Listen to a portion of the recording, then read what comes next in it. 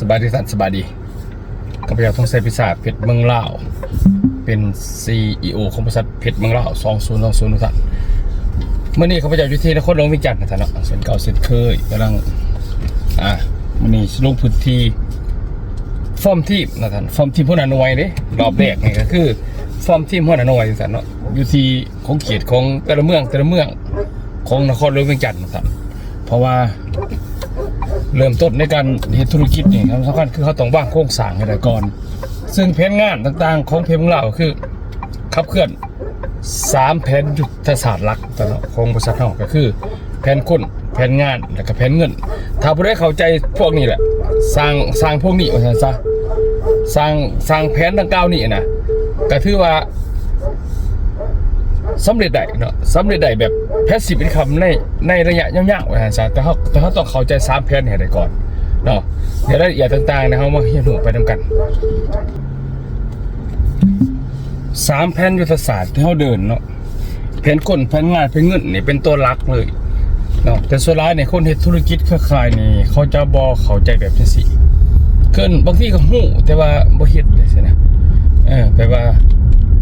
ได้ของมาก็อยากไปขายสินะ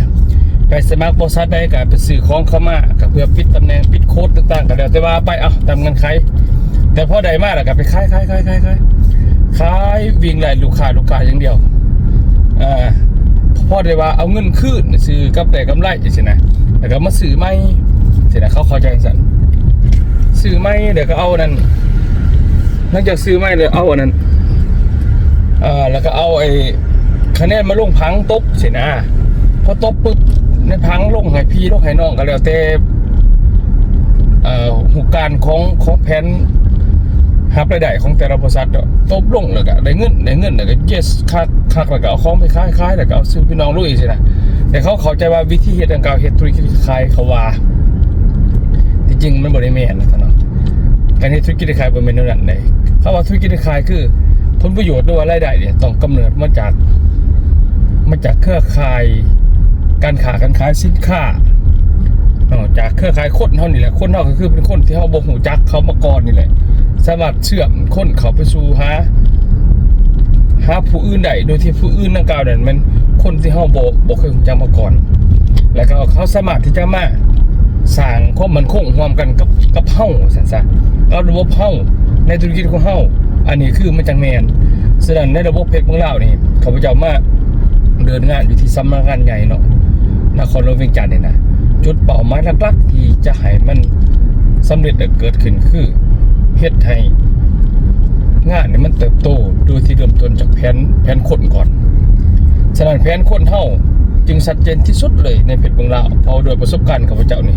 สร้างธุรกิจมากอะหลายจุดหลายบอนให้มันเข้มแข็งหลายจุดเลยซะฉะนั้นแผนคนนี่ตัวหลักในการเคลื่อนข้าพเจ้าเชื่อว่าข้าพเจ้าจะเฮ็ดให้ประสบความสำเร็จสร้างขึ้นมาได้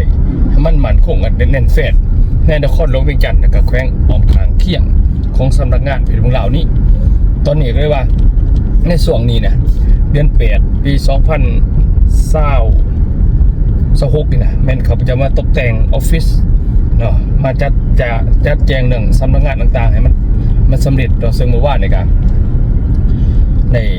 ถือว่าทั้งผอบริษัทก็ได้ดำเนินการเรื่องราวของ